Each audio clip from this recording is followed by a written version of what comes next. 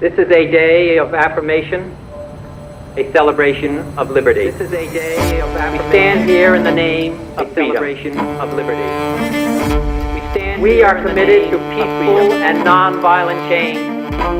We must recognize the full human equality of all of our people, not just to those of a particular religion, not just to those of a particular race, not just to the wealthy, but to all of the people. We must do it for the single and fundamental reason that it is the right thing to do, and fundamental reason that it is the right thing to do.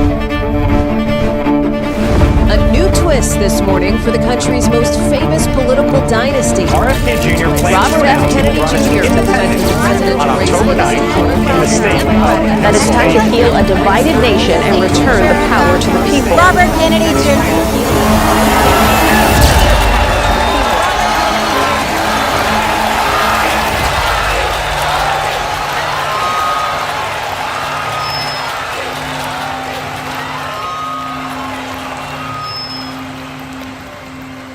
We are told today that our nation is hopelessly divided.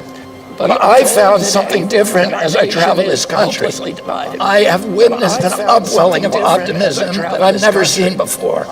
Something is stirring in us that says it doesn't have to be this way. And so I've come here today to declare our independence from the tyranny of corruption, which robs us of affordable lives, our belief in the future, and our respect for each other. But to do that, I must first declare my own independence. Independence from the Democratic Party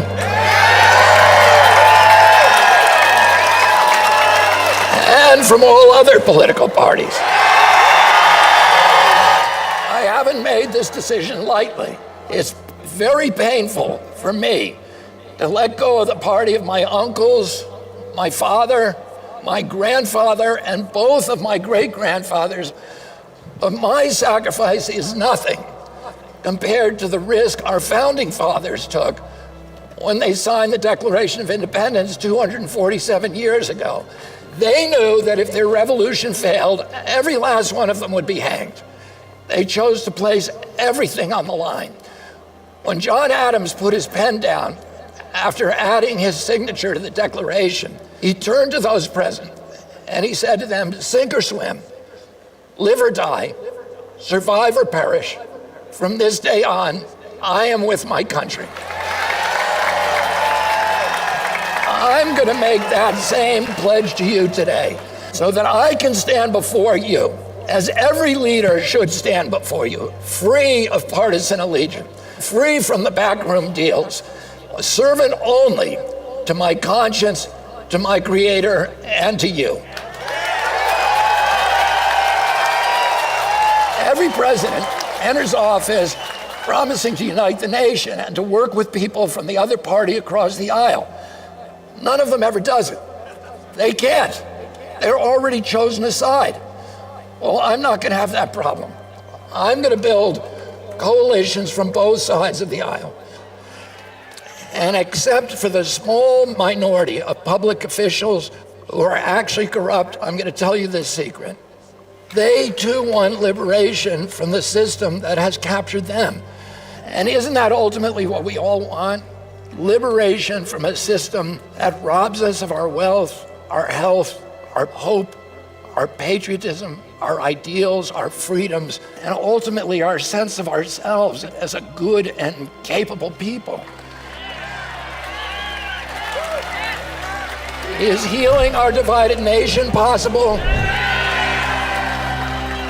Let's go take back our country. God bless you, and God bless the United States of America. I declare my independence. I declare my independence. I declare my independence. We declare our independence. I declare my independence. We declare our independence. I declare my independence. We declare our independence. I declare my independence. I declare my independence. Yo declaro mi independencia. We declare our independence. I declare my independence.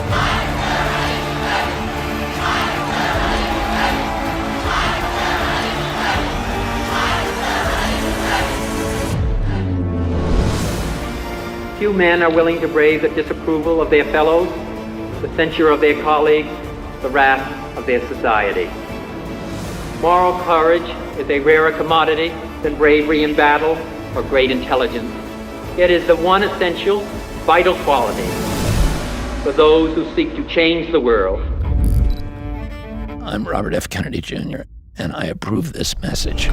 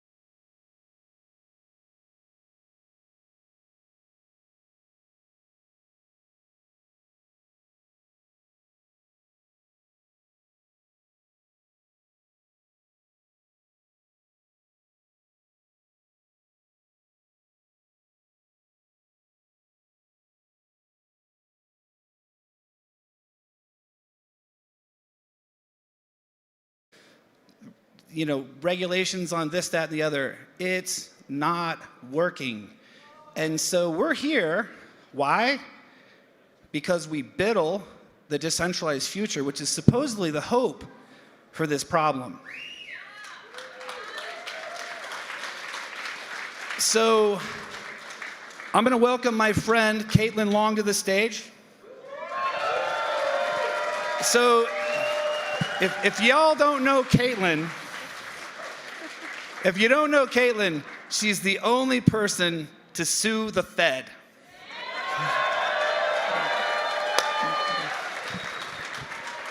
Progress. We'll get there. In any case, you're about to have an amazing evening.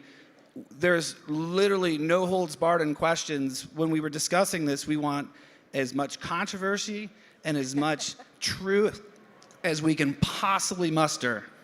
So with that, I'm going to hand the microphone to you, Caitlin, to introduce Mr. Kennedy. Thank you, John. Welcome, everybody. Let's rev up the crowd for Robert F. Kennedy Jr. Come on out, sir. Let's have a chat.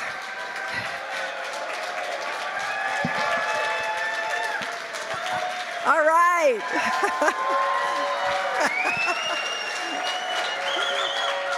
Welcome, sir. Thank you. You've got quite a crowd here. All right, folks. Run of show is about 30 to 40 minutes of questions of us chatting, and then we'll open it up to the audience. John Powler is setting up a microphone. So if you have questions, you'll line up, and let's get started. I'd like to talk about freedom to innovate, corporate capture, and privacy. On your Twitter account last week, you tweeted a question. Are we moving towards a society where you have to get permission from the government to innovate? And you said, under your watch, that would not happen. How, as president, would you make sure that you don't need permission to innovate? To innovate. Well, first of all, I'm very, very happy to be here with all of you crypto fans.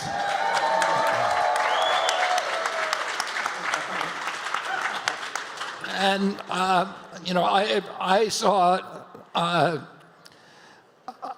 for those of you who don't know, haven't heard my story, I knew about Bitcoin and about the different cryptocurrencies mainly from my kids who had bought some early on. But I did not pay attention. I was on the sidelines. And during the COVID epidemic, I saw what happened to the truckers in Ottawa. And in Ottawa, we had been following my organization. Can you hear me? Yeah. My organization, Children's Health Defense, had been following the truckers and had been supporting them, and we had a reporter who was embedded with them. Is somebody?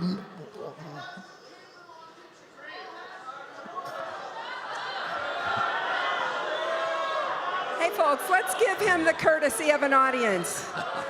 Nobody's paying to be in this event. Let's give him the courtesy of an audience. Thank you.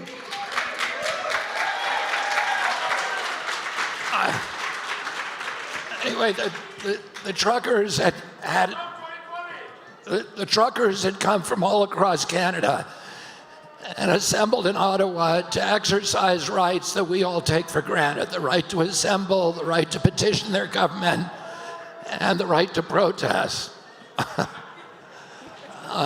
And the government of Canada responded by labeling them as radicals, as right-wingers, as racist, which was not true. If you saw the videos of the trucker strike, it was like Woodstock. There were people there they were sharing water, they were playing music, they were picking up garbage, they were acting kindly towards each other.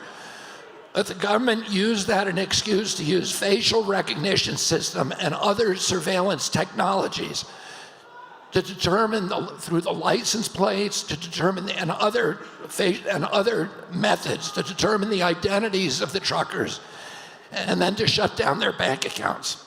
And they couldn't pay their mortgages, they couldn't purchase diesel for their trucks, they couldn't feed their children. One trucker told me that he couldn't pay his alimony and he was facing a prison term. And it occurred to me at that point that if a government has a right to shut down your bank account, that they have the capacity to enslave us, to commit any kind of atrocity. And that it occurred to me,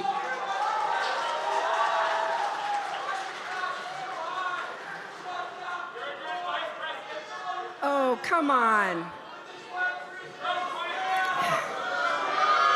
Boo!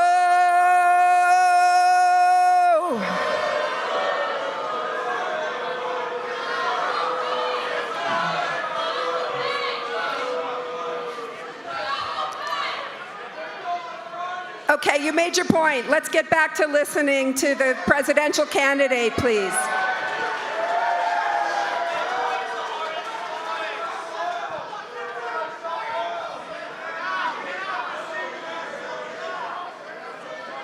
Hey, this is a peaceful crowd. Thank you, gentlemen. Thank you.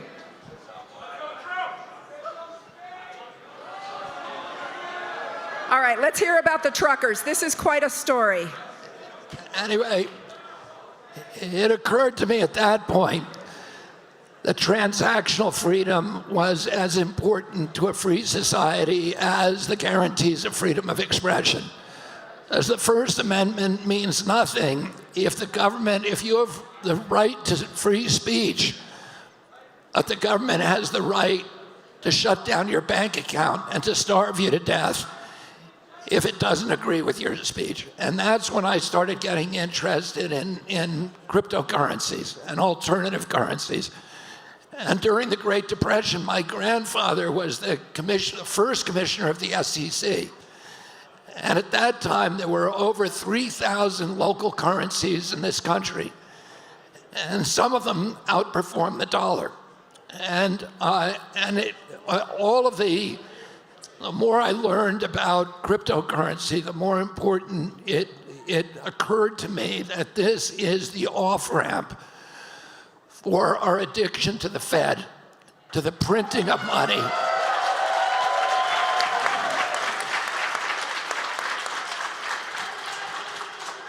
And to the off-ramp from the monopolistic banking system, the globalist banking system that is using money printing to fund the wars and to shift wealth upward to this new oligarchy of billionaires while impoverishing the rest of us.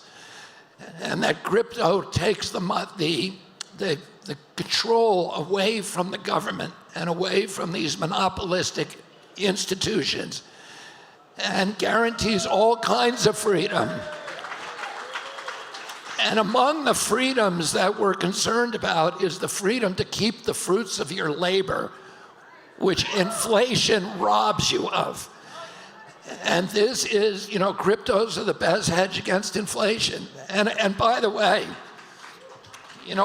after I went to the Miami conference, I bought a bunch of Bitcoins for my kids. And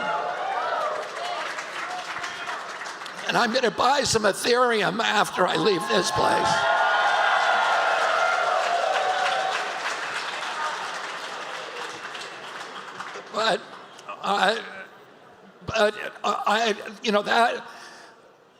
This is the way that we preserve wealth. And at that point, we've seen cryptos go up, particularly Bitcoin, radically in the last couple of weeks.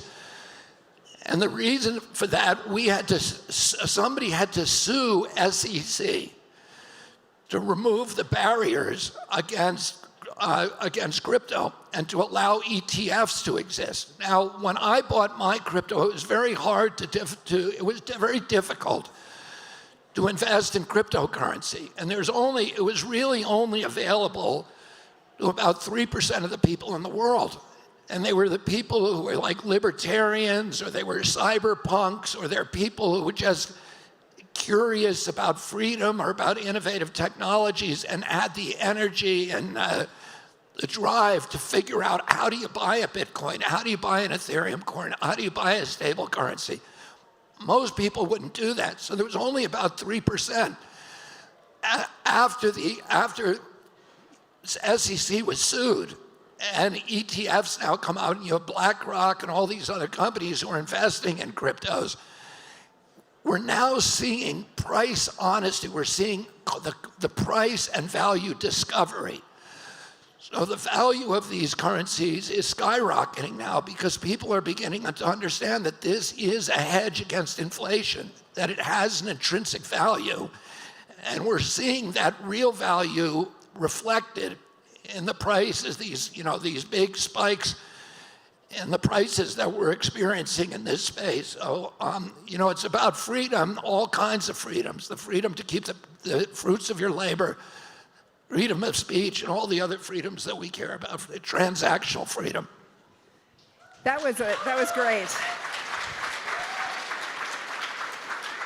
I have a theory that if we had asked for permission to innovate the innovation of a stablecoin, the US government would have said no.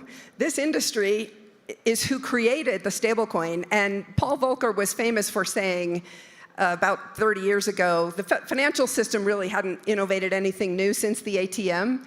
I think stablecoins are a real innovation, but having formed a bank and applied to the Federal Reserve and been denied, I can tell you from experience, I think there would not have been permission to innovate had we asked for it. So how, as president, would you ensure that all this regulation that has been built up to stop us, which we've had to go to the court system to sue in order to block, how would you ensure that that's all torn down? I would say that the federal government at this point is making a war on cryptocurrencies, and that it's doing everything that it can, that it possibly can do to end the innovation in cryptocurrencies. And the impact is that it's driving it offshore, it's driving it to Asia, parts of Europe, and we should be, as president, I'm going to make this country the hub of cryptocurrency and blockchain innovation and stablecoin innovation for the world.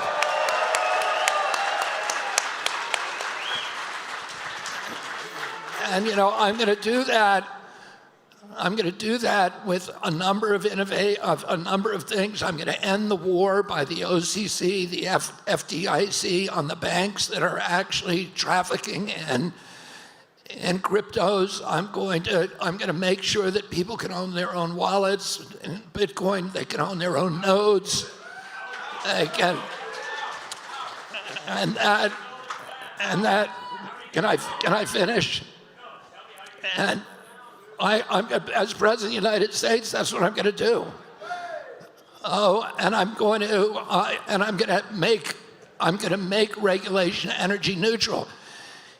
Jamie Dimon this week made a statement, and Jamie Dimon has more influence over the federal government than anybody, including Larry Fink.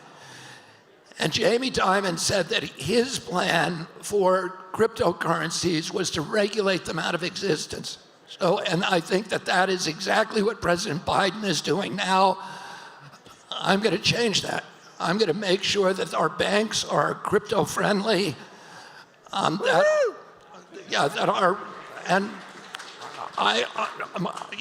want to end the taxation of Bitcoin, which is now taxed as a security, and it should not be a security. There are issues with Bitcoin because I don't want to create a windfall for BlackRock and some of the other, mega owners. But small transactions of all cryptocurrency should be untaxed. You should be able to buy.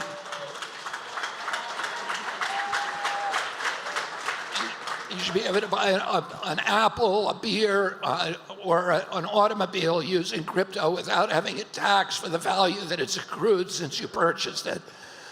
And so those are some of the things that I'm going to do to free up transactional freedom. Well, you certainly got a cheer from the crowd on the taxation point. Obviously, pretty much everybody here owns crypto to some degree. One thing you said in your campaign really struck me, that in your career you've sued the government more than 500 times, and that as learning from that process, you know how to take these federal agencies apart, and you know the people. You said many of the people are well-meaning, but they've been sort of forced into a corrupt system. So how do you dismantle those agencies, and what is your experience from having sued the government so often? I haven't sued the government 500 times. I brought over 500 lawsuits against polluters, against the pharmaceutical industry, but probably about 20% of those lawsuits have been against government agencies.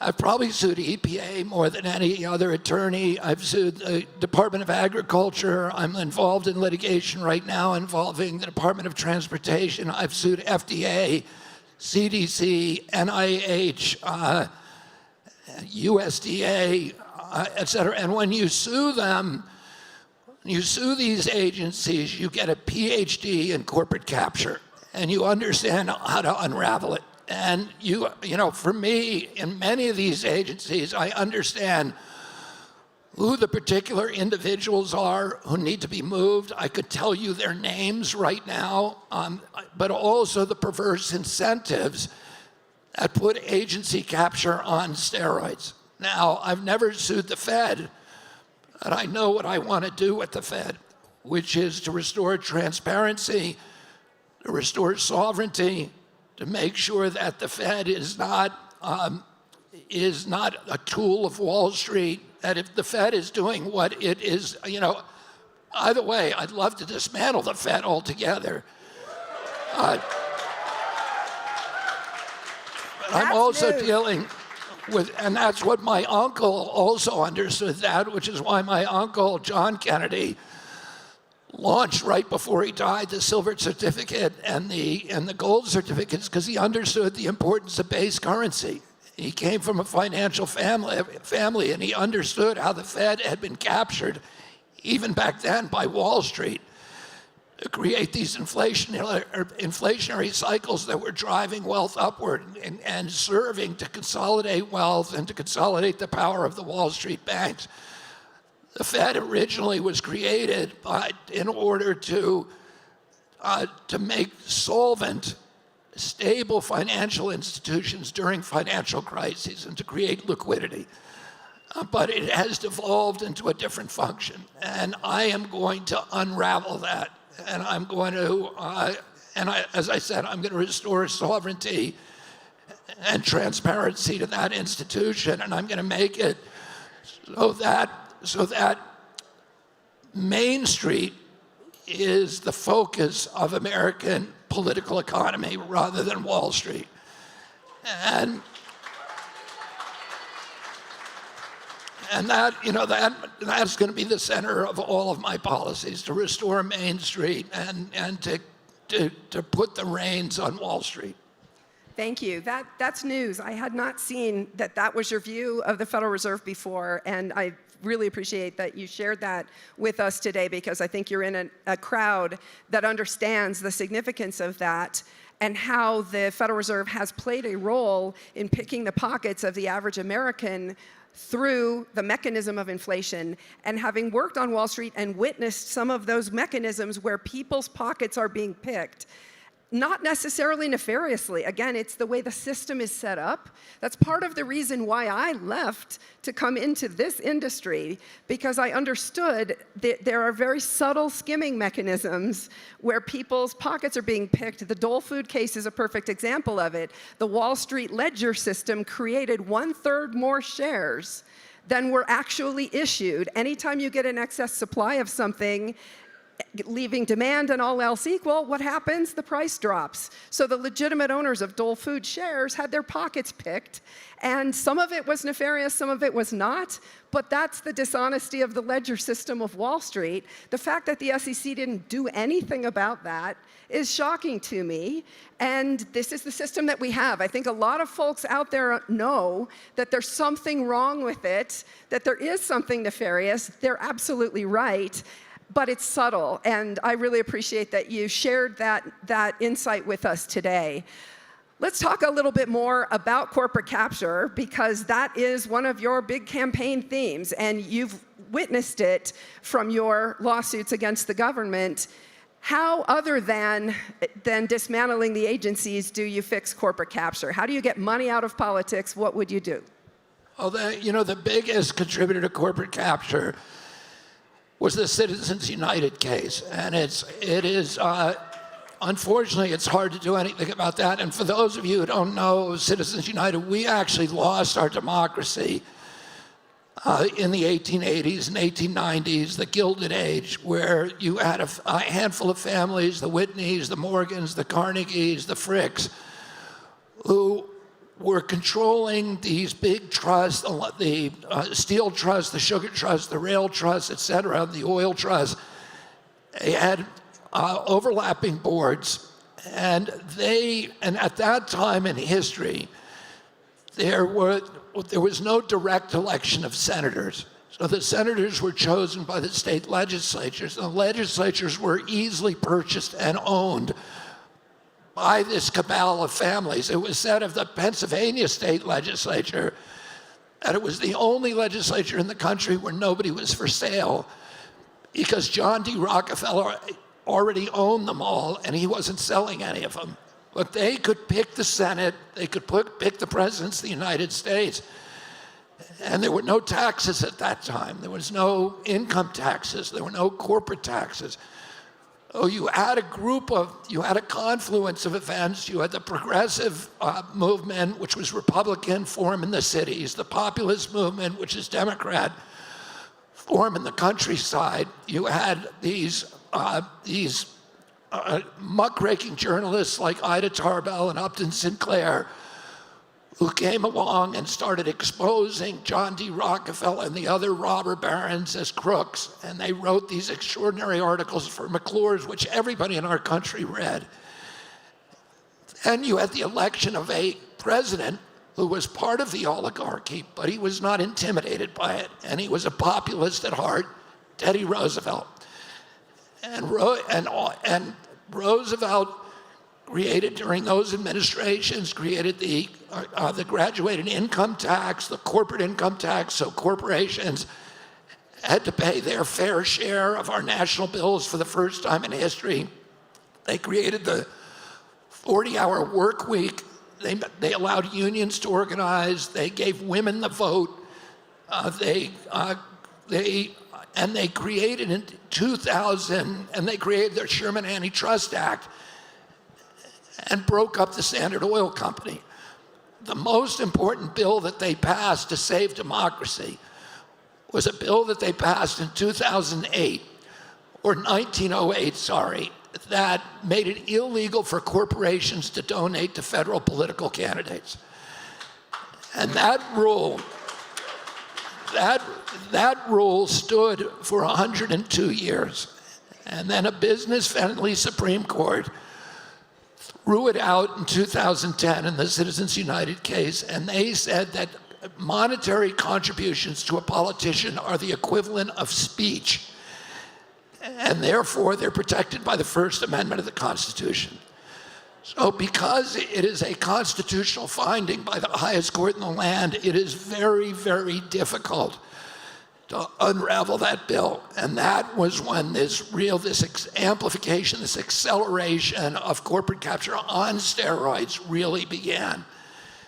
And so now there's things that you can do that I can do as president, because I've been in this space for 40 years thinking about how to unravel it, and I know how to do it by going agency by agency and fixing the problems. You know, there are generic problems like the revolving door. Right now, I think 6 of the last 7 FDA commissioners are now working for the pharmaceutical companies. And that's true across all of these industries. And you can fix that by saying, or by passing an executive order saying that you have to wait 5 years before you go work for an industry that you regulated. And we should have that at least 5 years.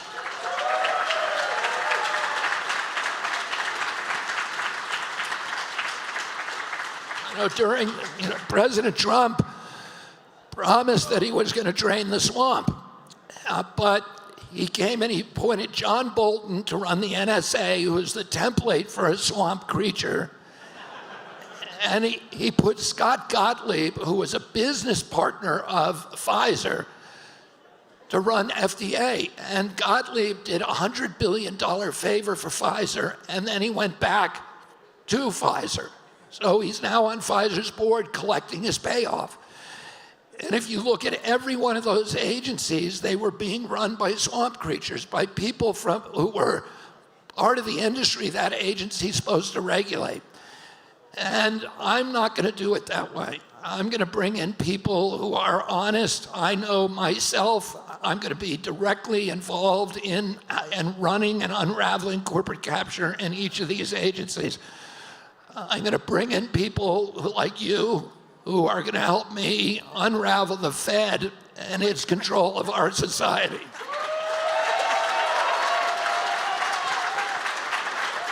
And Catherine Austin Fitts. For the record, I did not know he was going to say that, so thank you.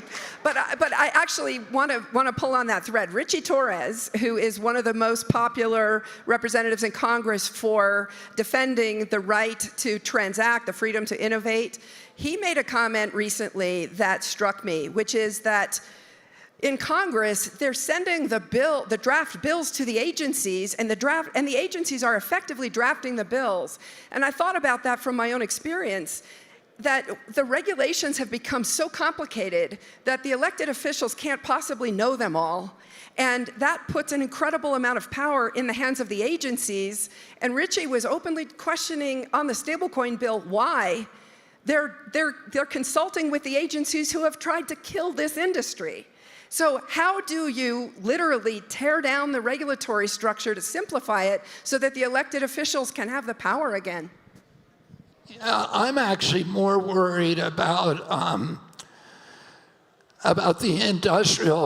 industry's control over Congress. Oh, you know, the pharmaceutical industry, the oil industry, the coal industry, the chemical industry, which I've seen firsthand throughout my career. But also, if you look who's controlling, you know, each of their agencies are captured. They become sock puppets for the industry they're supposed to regulate. And if you look, the CIA is a sock puppet for the military-industrial complex. Its function is to provide a steady pipeline of forever wars for Raytheon and General Dynamics and Northrop Grumman and Boeing and Lockheed. That's who it's working for. It's not working for the American public. My uncle understood that in 1961 when he came into power. 4 months in, you know, during the Bay of Pigs, when he realized he'd been lied to his agents, by his agency and by the military brass. He said publicly he took blame for it, but privately he said to his aides, I want to take the CIA and shatter it into 1,000 pieces and scatter it to the winds. But also, the Fed is a captive agency by the banking industry. Jamie Dimon and Larry Fink run the Fed. It's not working for you and me. It's working to enrich, you know, to flood the canyons of Wall Street with money. And that is, you know, that's much more concerning to me than the agencies. The agencies have too much power because they're owned by the industry. It's not because the agency didn't have too much power when it was working for the American public. But they don't do that. The health agencies are not working for public health. They're working to keep us sick because the agency, the group that controls them, the pharmaceutical industry, profits from chronic disease. It's now $4.3 trillion a year we're spending on chronic disease, and nobody's even doing research on it at NIH. So that's a big problem.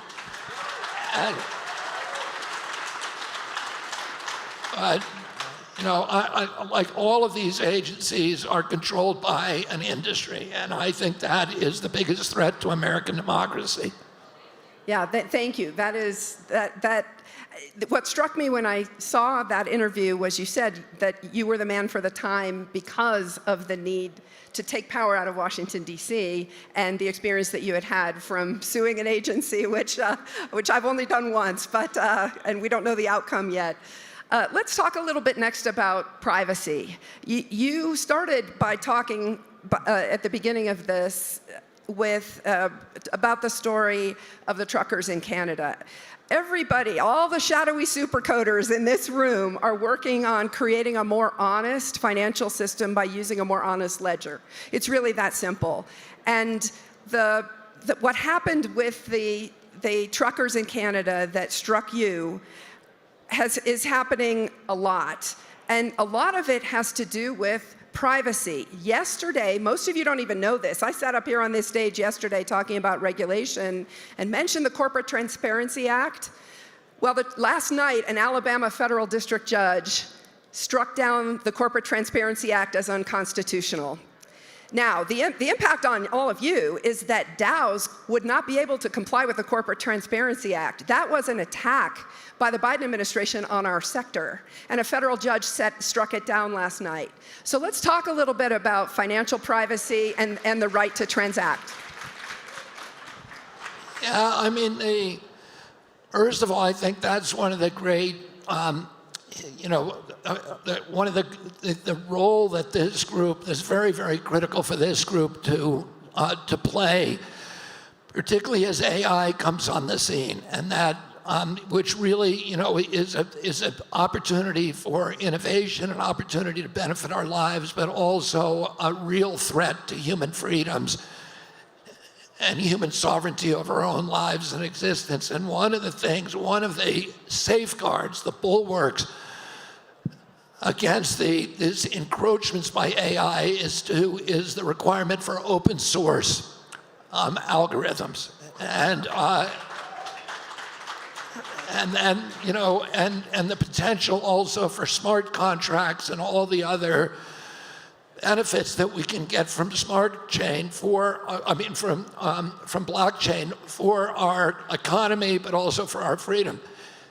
The reigning case in privacy now is the Carpenter case, which was a good case in that it said that the Carpenter case was a case about using cell phones and GPS systems to track somebody. And the court said that the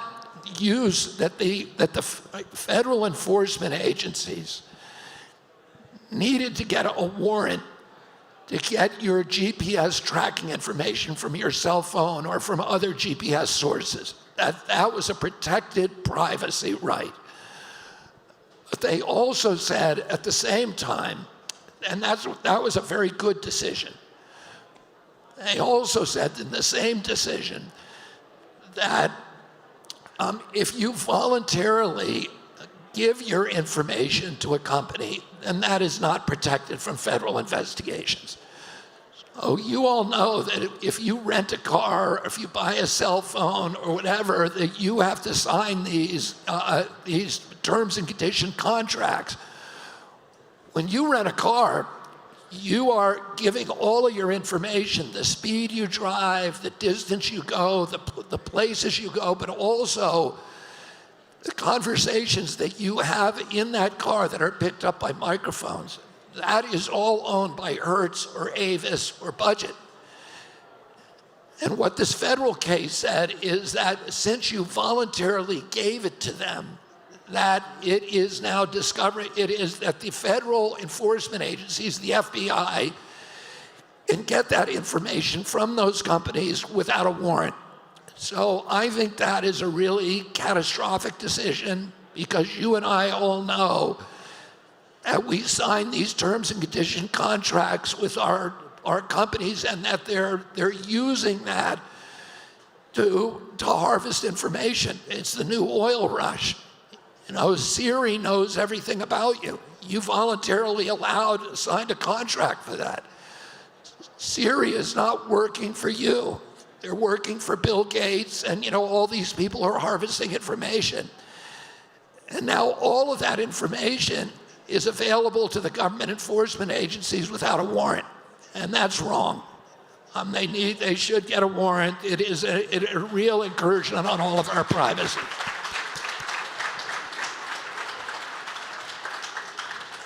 We have the ability to overturn that. The Supreme Court has at least opened the door to that. I think we've seen the abuse of it from both parties. We saw the abuse of it when General Flynn was unmasked. They got every financial transaction and every cell phone ping his cell phone had ever pinged, and we're witnessing it right now with the Biden family's finances being spread out in the newspapers because the government was able to get access to all of these transactions without a warrant. It used to be that the ACLU fought for these things. The ACLU did fight for the defendant in the Carpenter case, and the Supreme Court held that the government needed a warrant and said, you cannot live in a modern society without giving your data away, and that doesn't mean that the government should be able to go to private sources and just buy it and prosecute you without a warrant. How would you weigh the policy of law enforcement against the need for privacy, especially speaking to a lot of folks in this audience who are experts in cryptography? Well, I would do a number of things. One of the things, as soon as I get into office, my first day in office, I'm going to issue an executive order against any federal agency participating in censorship with the social media companies or the media companies, and restoring the prohibition, which is in its charter, of the CIA propagandizing Americans. But I'm also going to work on legislation. I'm going to use the White House as a bully pulpit to explain to the American public the importance of privacy, the dangers of having these companies that can take our information and turn them over to the government. And I'm going to use the power of the executive order anywhere that I can to prohibit, under my administration, any federal agency from harvesting that kind of data without a warrant. And I'm going to try to persuade Congress to pass a law making that kind of data harvesting illegal by U.S. enforcement agencies, and particularly the CIA. Thank you. Wow, I think that got more applause than even the tax policy announced earlier. All right, I'm looking out at the audience to see where the Q&A is starting. Let's see. It's over. It's all right. Here we go. You guys hear me over here? Yes, we can. John, fire away. Hey.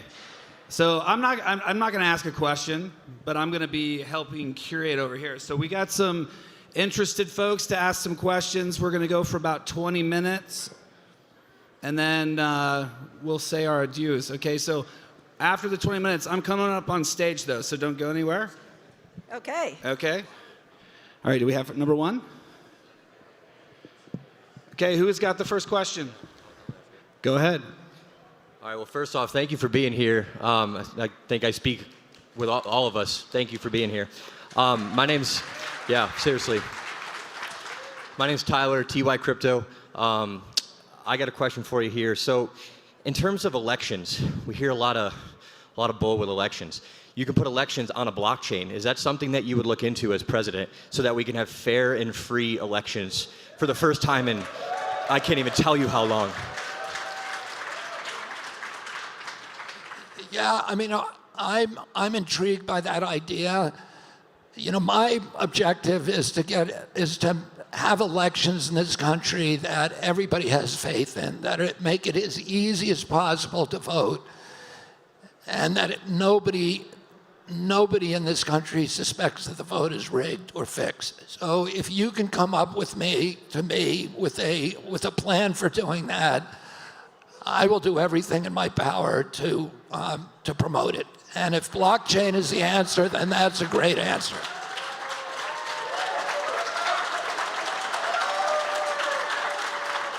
Thank you.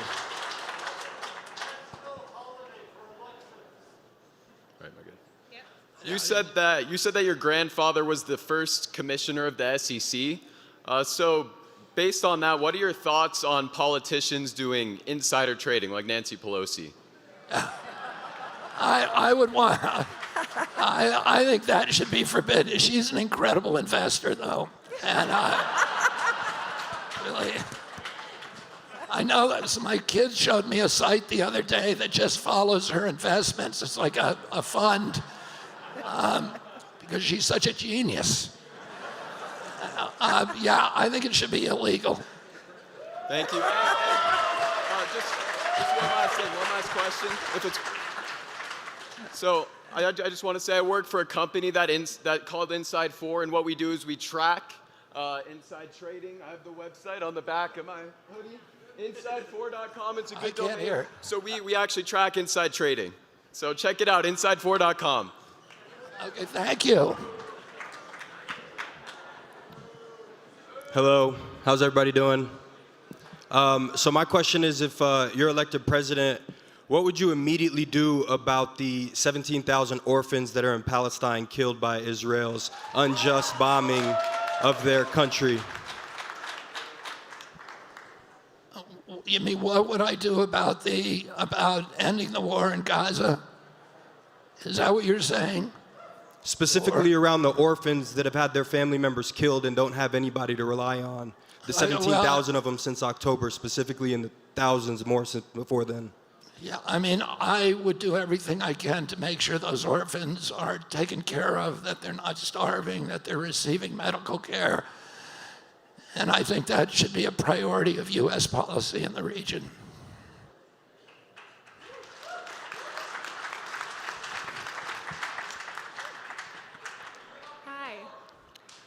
Given your inclination towards privacy and security, would you support repealing the Patriot Act?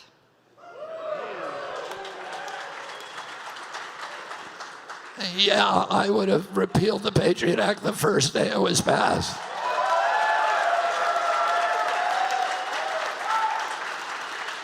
You just made news again. And you know, the Patriot Act also has a provision in it, you know, it's 342 pages. There's only one member of Congress that actually read it, and that was Dennis Kucinich, who was running my campaign. And he voted against it, as did, I think, a couple of other people. But, you know, they passed it, and it was just an assault on the Constitution. It was the beginning of this assaults, of all of these assaults that culminated in COVID. In COVID, we saw the First Amendment abandoned. I just won a lawsuit a week ago against Biden for censoring my speech and for censoring other people's speech. But we saw President Biden 37 hours after he took the oath of office, and this is in the federal judge opinion in my case, he was contacting, his White House was contacting Facebook, Instagram, Google, YouTube, and telling them, and Twitter, and telling them that if they didn't remove me from their platforms, that the White House was going to try to abolish their Section 230 protection. So Section 230, as most of you know, is a section of the Communications Act, and it makes it so that those companies are immune to defamation suits from people who are defamed by posts that they put on their platforms. I used to write a lot of op-eds for the New York Times. And whenever I wrote an article, these only 800-word articles, I would have to spend about an hour on the phone with lawyers at the New York Times who were going through every factual assertion to make sure it wasn't defamatory. So when the social media sites started, they realized that they could not be responsible for vetting every post. If they had to have a lawyer look at every post, their model simply couldn't exist. So Congress created a provision called Section 230 that said, because if I wrote something defamatory in the New York Times, the person who I defamed could sue not only me, but they could sue the publisher. This was existential for the social media sites. They would not exist if that rule applied to them. So Congress gave them exemptions saying that if somebody publishes something defamatory on their site, you can sue the guy who posted it, but you cannot sue Twitter or Facebook or Google. And their whole business model is dependent on that. Well, the Biden administration was saying, we are going to end that if you do not censor these people. And it wasn't just me. It was many, many hundreds of people. And the companies caved in, and they gave portals that were used by the CIA, the FBI, DHS, and IRS. I don't know why, but IRS was also using those portals where they could go in and the agency could actually censor material. And I was removed from Instagram. I lost almost 1 million followers. And then from then on, I had to self-censor on Twitter and these other platforms. So for 2.5 years, I was, publishing pictures of unicorns and kitty cats, and and I was not putting anything controversial on my site because I knew they were going to throw me off, and then I'd lose all those followers who I wanted to communicate with. So anyway, we need to end that. We need to end the censorship, and we need to make it, and by the way, in Europe, it's even worse than it is here. In Europe, the European community has recently adopted a rule in France and Germany that if you criticize an mRNA vaccine, it's a penalty of up to $50 million. So, none of these sites are going to allow anything on there that is controversial at all. It's the end of free speech. And we need, the Trump administration was doing it too, the Biden administration, and we need to have free speech back in this country.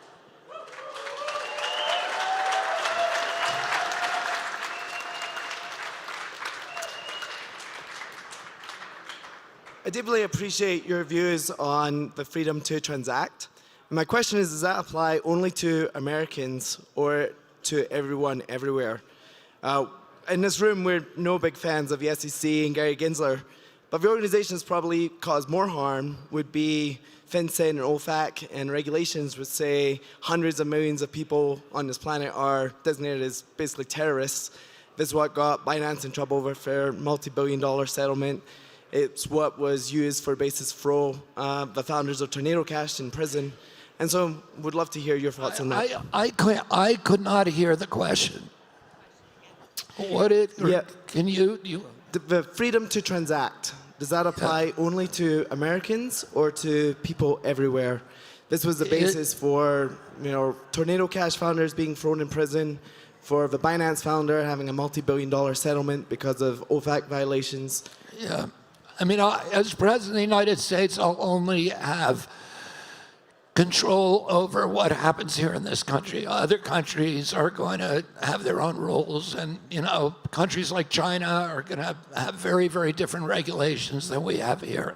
Right now, there are many countries, Switzerland, Belgium, Portugal, Singapore, that have better laws than we do. They do not tax transactions in Bitcoin, and their industries and their cryptos have a big economic advantage over us. I want to bring the hub of innovation back to this country, and that means stopping the taxation of small transactions for cryptos. Could I ask a follow-up to that? How do you balance? None of us wants human traffickers using our technology. How do you balance that against the legitimate privacy uses of those technologies? And related to that, could you comment on the policy of weaponizing the U.S. dollar against our enemies and weaponizing the U.S. dollar system in particular? The weaponization of the U.S. dollar has degraded its position as the global reserve currency. It's one of the reasons for the emergence of BRICS. And that is an enormous threat to the American economy. If we lose that status as the global reserve currency, we'll see the absolute collapse of the American dollar, which could happen anyway. I mean, I saw we now have $34 trillion in debt that we're loading on our children. In the last 100 days, we've run up an additional $1 trillion in debt. Oh, that alone, we're now, the service on our debt, even at the current interest rates, which are historically pretty low, we are paying more to service our debt than the entire military budget. By 2030, at this rate, every dollar that's going to be collected in taxes is going to go to service the debt, and that obviously is not sustainable. Oh, there are other threats to the U.S. dollar that I think are even more grave than the weaponization of foreign policy, but I think it's a very dangerous game to weaponize the dollar as a tool in foreign policy. It's very tempting, but it's very, very dangerous because it's going to cause these nations to walk away from the dollar. And related to that, how about the privacy point of the question that the questioner asked? I mean, listen, I don't know exactly how Ethereum works, but I know in Bitcoin, every transaction ultimately is traceable. So if you want to stop the black market, there are ways for law enforcement agencies to track that down. What I would say to you is that if it comes to law enforcement and stopping bad things from happening around the globe, drug trade, even human trafficking, or our protection of our constitutional rights and privacy, I would put constitution and privacy first.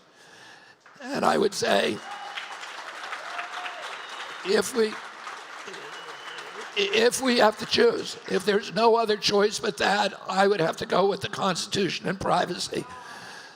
Oh, I think that, America has always made this deal that we tie one hand behind our back when we function around the world because in order to protect what's great about this country and what's great is the United States Constitution, and it was written for hard times. It wasn't written for easy times. There's no pandemic exception in the United States Constitution. And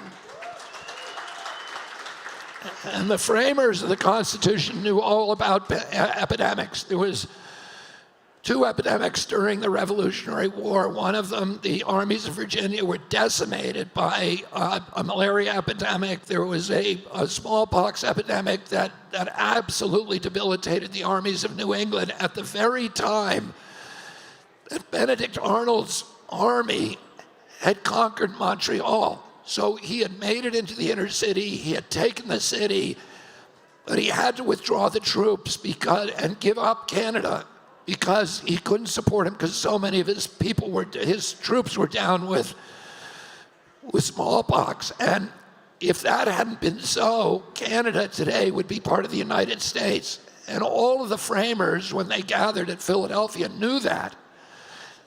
Plus, between the end of the Revolution and the beginning of and the ratification of the Bill of Rights, there were epidemics in every city in our country, smallpox, yellow fever, cholera, that killed tens of thousands of people, including family members for most of the people who were at the Constitutional Convention in Philadelphia. Everybody was aware of it, and yet they did not put a epidemic exception in the Constitution. They just said, these are rights and nothing could stop them. During the Civil War, which was a much worse crisis for our country, than COVID, there was 659,000 Americans died. It's the equivalent of 7.2 million people today. Plus, our country was at the verge of being torn apart. And at that time, the Confederates were sending agents provocateur to the northern cities to incite draft riots. And this was absolutely demoralizing northern morale. So Abraham Lincoln knew who those people were who were coming up from the South. And when they started to incite riots, he would arrest them, put them in jail, and suspended their rights to habeas corpus because it was a national emergency. That case went up to the Supreme Court, and Chief Justice Roger Taney said you can't do it. Even if the life of the nation is at stake, even if millions of people could die, you can't do it because the Constitution is more important than anything else. And I believe the same thing. The Constitution was written for hard times, not for easy times. The First Amendment is not there to guarantee the speech that we all want to hear. It's there to guarantee the stuff that none of us wants to hear, the stuff that is offensive and obnoxious and repellent. All of that. I remember 1978, the ACLU went to bat for the Nazis who wanted to march through Skokie, Illinois, which is a Jewish neighborhood where there are a lot of Holocaust survivors. We all understood that because even though we were absolutely appalled by what they were saying, we had to be willing to die for their right to say it. That's what our country is about. And, it's not free speech in the Constitution did not come for free. It came at a cost. And we all have to be willing to pay that cost. And, a government that can silence its opponents has a license for any atrocity. And, and we have to be willing, even if, there's tragedy, even if we have to die, we have to understand there's a lot worse things than dying. And one of those things is to live like a slave.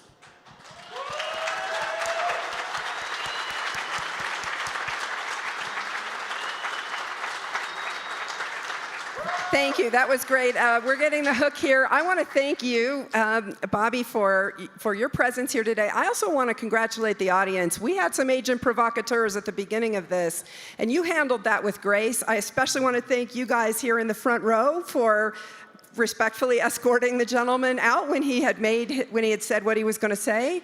That's a part of this community. We actually handled it with respect and grace, and I think that is the evidence that we'd like to show here going forward. So, John, thank you for having us. Thanks, Caitlin. Don't go anywhere real quick, guys.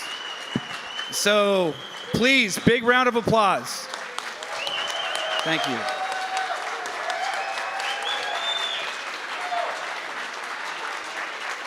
So, everybody knows that we're really big on memes around here. And there was a meme that got shared on X yesterday. And you go you. Bruh. The Biddle meme. So when we come to Eat Denver, it's not about hodling your Bitcoins. Yeah, sure, we'll do that. Yes. But Biddle is the rally cry of the Bufficorn. Now, at opening ceremonies, we created a new club this year for those that have contributed deeply and greatly to this community in an extraordinary way. It's called the Bluff Club. And I am charged by our board to induct the both of you into the Bluff Club, which means our next two Bufficorns right here. And we're going to biddle something. Do you want to say it? We're going to biddle back better. Now that's a... So to have that, we have a couple of little, we're big on swag here too, memes and swag. So SporkDAO is the parent of Eat Denver. It's community owned, it's a co-op. I'm the founder of that, but these guys are the owners. And we have a custom engraved golden spork. And it's numbered, there's only one of 300. And the original tokens from 2019 that were charged with the Buffa tokens to use on the food trucks, these are collector's items. They're numbered as well. And our deepest gratitude to you guys for having this conversation. Honestly, it exceeded my expectations. Anybody else?